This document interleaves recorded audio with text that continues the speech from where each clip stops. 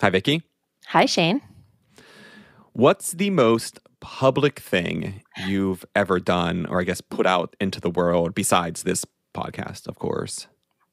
Oh, okay. So, aside from, we've already talked about the times of me gallivanting on like High School Musical stages, but I think, um, I mean, how public was that? What was that yeah. audience? Oh, I feel like that was a quiet diss, but No. Oh, goodness. Okay. Well, continue. We'll just okay.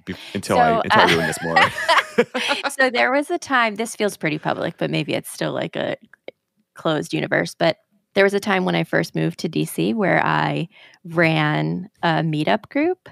Oh, what kind of a Called meetup group? called DC Drink and Draw. Okay. So I would just like schedule happy hours at bars and like invite the universe to come to these like drawing Just, events. And just then, strangers. yeah, just Oh, that's strangers that also terrifying. didn't have any friends. Mostly, no, that's rude. But like it was kind of like a transient group. Like people would come in Hmm. because they kind of just like needed an anchor for a little while and then they would like leave the group. Yeah, so and then I would, often kick it off with like a drawing prompt kind of icebreaker thing, and then we would just sit around and draw and drink beer. Wow. Yeah, I feel That like sounds that's kind of public.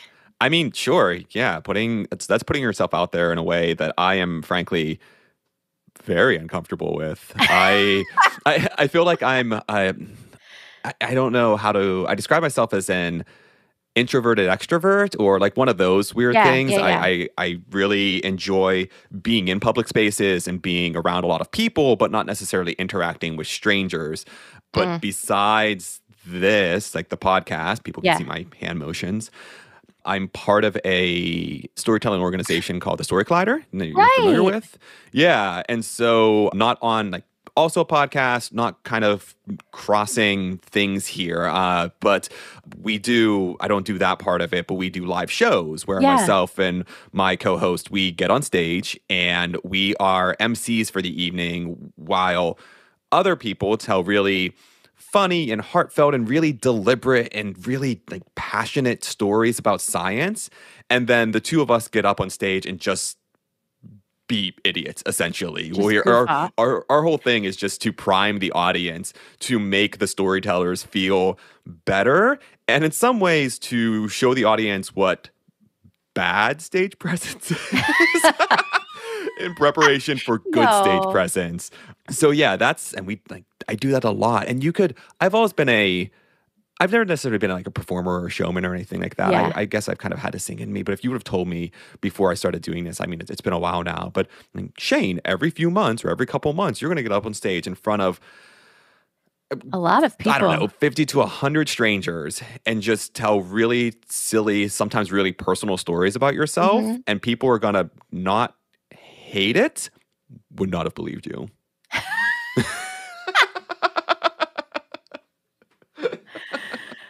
Oh my gosh. That feels it's kind of like the podcast except it's real time. People are actually looking at you while you're It's doing more it. terrifying than It what we do is. here I would because you have never do people that. judging you. They're judgy eyes in your face. Here we just Yeah. have like my dogs cut out in the background. So we're good to go.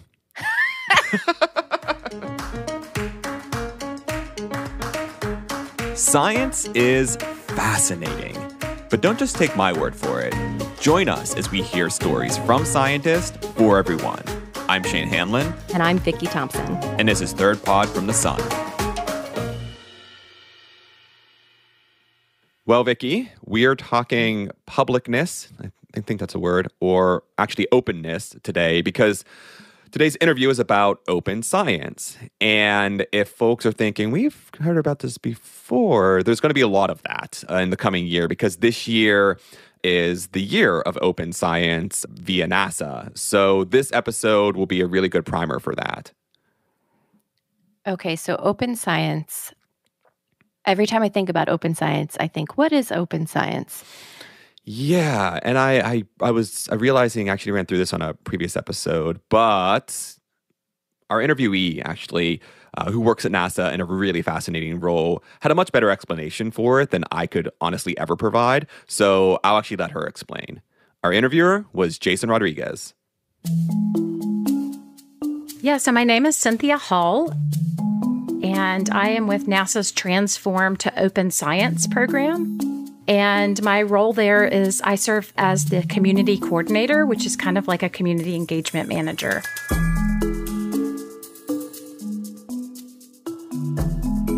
Open science is the principle and practice of making research, products, and processes available to all while respecting diverse cultures, maintaining security and privacy, and fostering collaboration, reproducibility, and equity.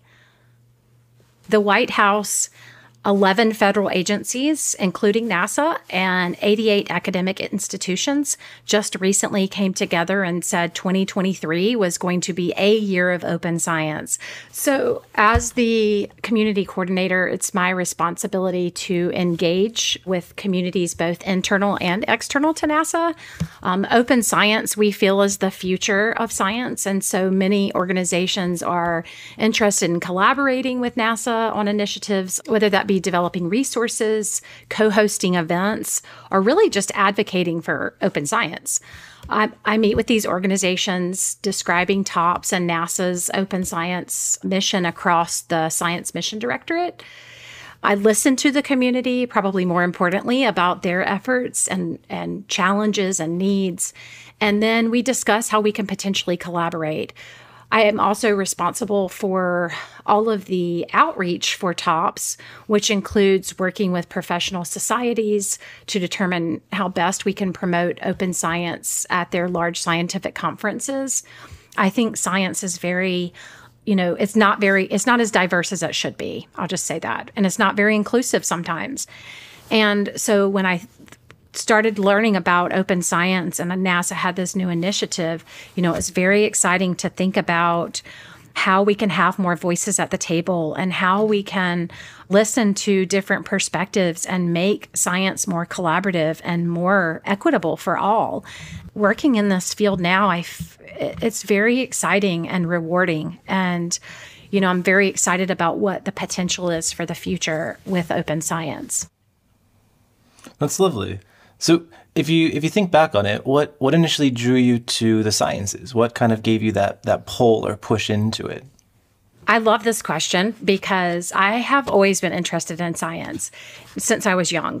And the cool thing for me is that I grew up in a small rural town in South Carolina, and there were no universities and no science institutions around. We had to travel to go to museums and things of that nature. But I always wanted to be outdoors in nature, playing in the trees, playing in the dirt, that kind of thing. I was curious as to how the world worked. And as I became older, I became more interested in conservation and the environment. I actually tried to start a recycling program when I was in 5th grade in my town. I was trying to think of things like that even when I was young, like to be progressive and start thinking about saving the environment or conserving our resources and things like that. I had an amazing family network, and especially my grandfather, we called him Papa, but he was always outside. And so he'd always I lived next door to him and my grandmother, and I was always over there with my cousins and my sister, and we were always outside, so we were working in his garden. He would drive us around on his golf cart, and we would talk about, different trees, and we'd pick blackberries, and we'd learn about like different types of insects and birds. And so I think that probably was a big thing for me, right? Like just being out in nature and having him try to describe and foster my curiosity, being that curious child. And then, knowing that I wanted to do something with conservation is how I started.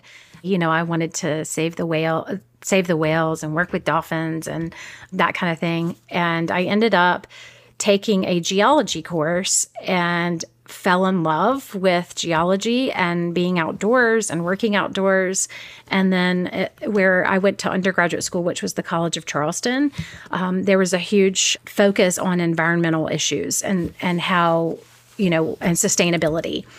I had some amazing mentors. I started in marine biology and shifted to geology while I was there. And in geology, I had again, some amazing mentors that really, pushed me to be the person that I was supposed to be and encouraged me in my studies. And I'm where I am today because of them.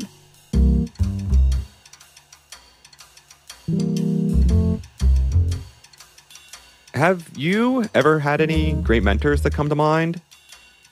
I have, but I think it's never been a for real mentor-mentee relationship, defined as that. But if I think back about my career so far and my academic life, I had a really great mentor. Am I allowed to name check? I don't know. Can you name check? That's up to you. Okay.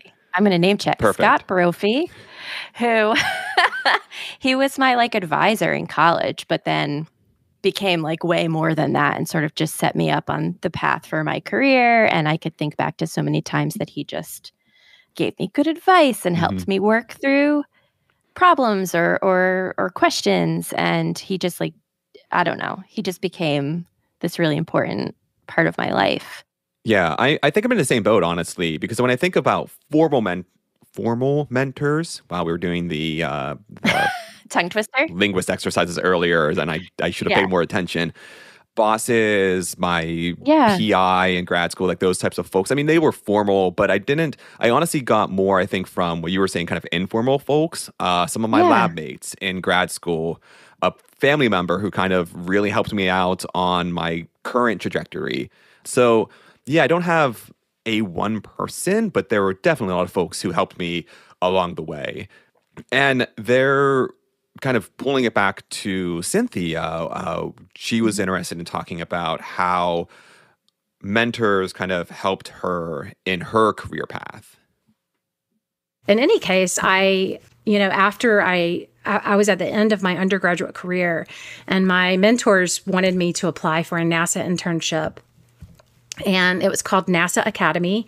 And it was a leadership academy at NASA where you would do a research project for the summer, but you would also get to engage and interact with the leaders within NASA. So, the center directors, people working in different fields expert scientists and researchers.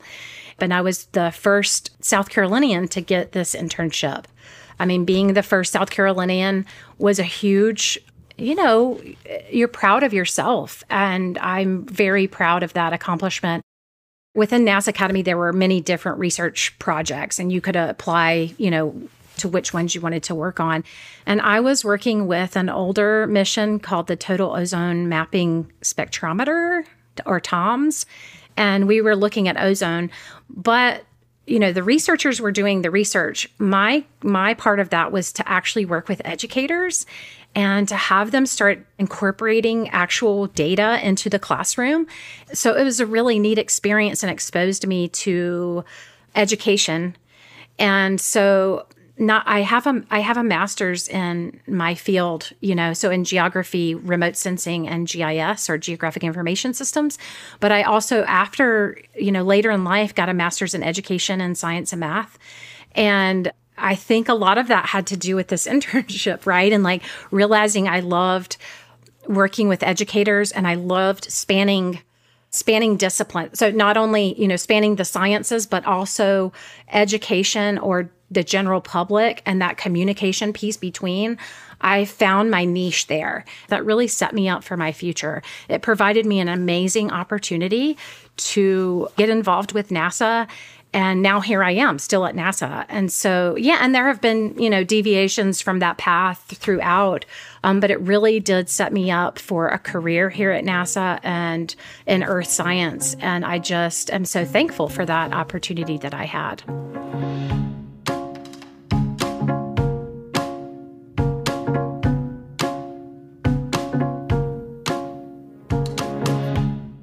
Vicki, how long have you been with HEU? Over 11 years. Wow. Yeah. Yeah. For me, it's 7+. We might be coming up on. Yeah. It's been a while. Wow.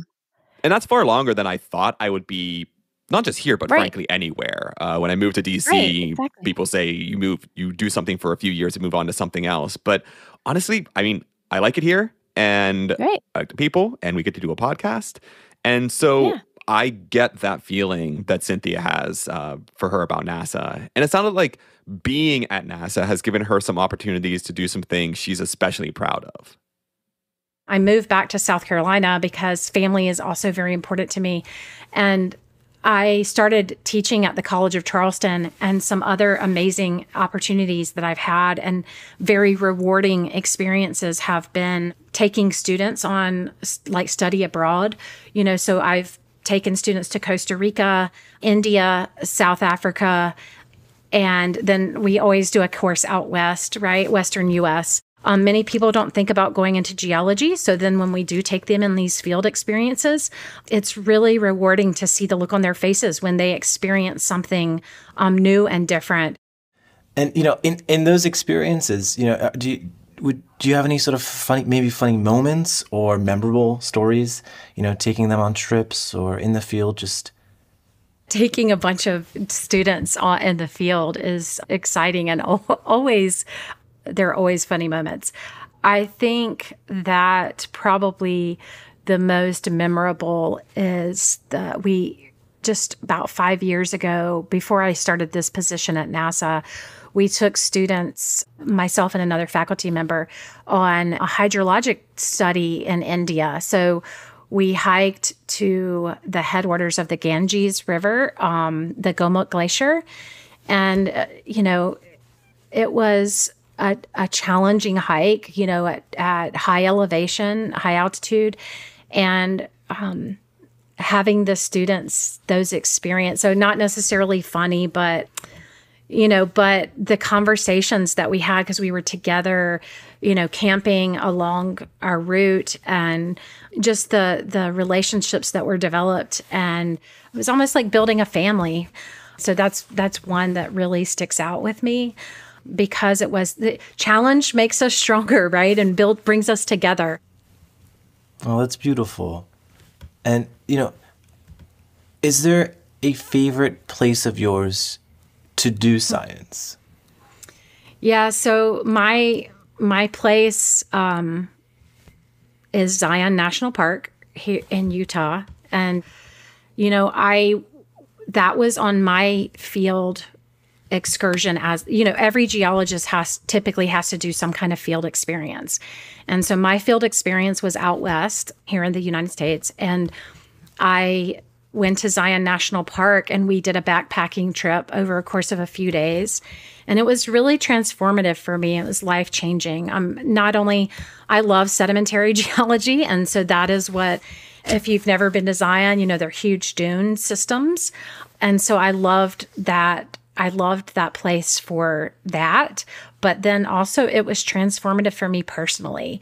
Being in this small town where I grew up, and to experience something larger and just, amazing was truly transformative. And so now that is my place that I go to, not only when I want to think geology and hike and do that thing, but even mentally, it's my place where I go kind of woosah, right? Like where I have this meditative experience where I can just reset, if you will, in nature. So that is my absolute favorite place. Yeah, and there is a lot of history there too, which I also love, and not all good, like the Native Americans held that space for so long. And, now we've put American names on everything. And, I think my own personal opinion is we need to respect a lot of that Native American history that was already there. And so, that can be troublesome anywhere we go, right? Because that's what we've done. But I like exploring the actual pre-colonialization history of a space too, and Zion's a neat place to do that.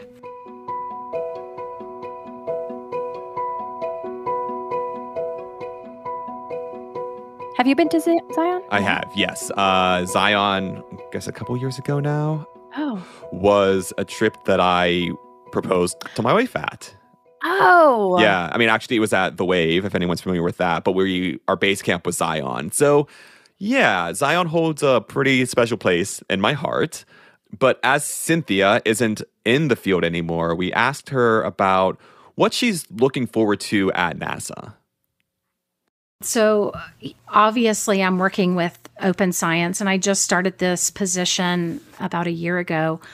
We're a five-year initiative at NASA, and definitely want to see where that goes, because I do think it's the future of science, and it's really going to change the way we do science. And there's a lot of mistrust in science, especially during the pandemic, and a lack of trust in science and scientists. And I think open science has the potential to change that. And so, again, I'm really excited to be a part of this movement. And, I just recently was at the AAAS conference in DC, and yesterday there was a plenary session. The closing plenary was about, it was scary. We talked a lot about mistrust in science, and a lot of legislation that's being passed, and the impact that it could have to different communities, and the importance of us as scientists, when we know something's not correct, to stand up and to be an advocate for what is true and right. I don't feel like I've been doing that enough. And so I want that to be on my horizon, right? Where I can really advocate for science and what we're doing, with regards to climate change, or increasing diversity and making science equitable for all, like making sure that I'm an advocate for that and really standing up for those issues. And we also, need to be thinking about equity in science. And because I do still believe one of the biggest issues is trust and the misinformation that's out there, and how people are taking science and almost twisting it to meet their needs or disregarding it. And I think that needs to change. And I think by exposing the scientific process and making things more transparent, and, stopping the whole, putting things behind paywalls, is going to help with a lot of that, And again, why I'm in this open science arena is because I think open science is the way that's going to happen. But I think we need to show that science can be messy, and there are failures, and those failures help us grow. That doesn't make us wrong. It makes us think of new approaches and new ideas. And again, I think a lot of this came out in the pandemic, right? Where we saw, the general public was immersed in the scientific process, right? And things were messy, and we were saying, things were being said in this way, and then changed later. That's science, right? And making people understand that is actually science, and that is how we grow, and that's how we make discoveries. And look at what happened. We came up with a vaccine in an unprecedented amount of time by sharing and exposing that messiness of science. But again, I think that we all need to understand that and communicate that, so that we know that is the way things work. And maybe that'll get rid of some of that mistrust and misinformation that's put out there.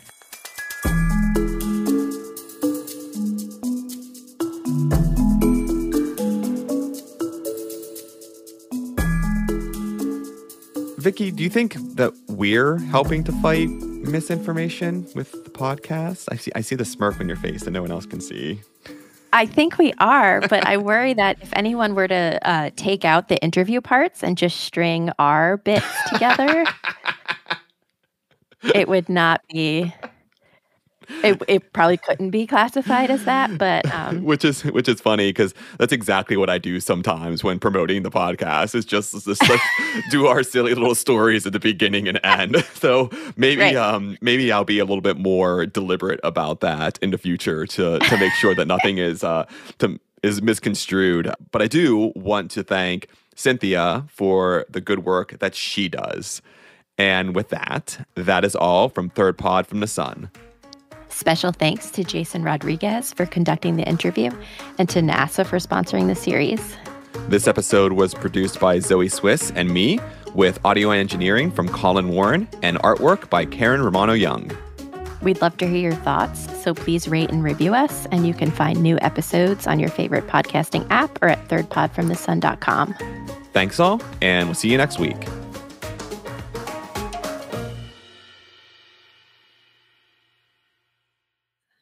I feel like should we do like red leather, yellow leather, red leather, yellow leather? Red leather. Is that what it is?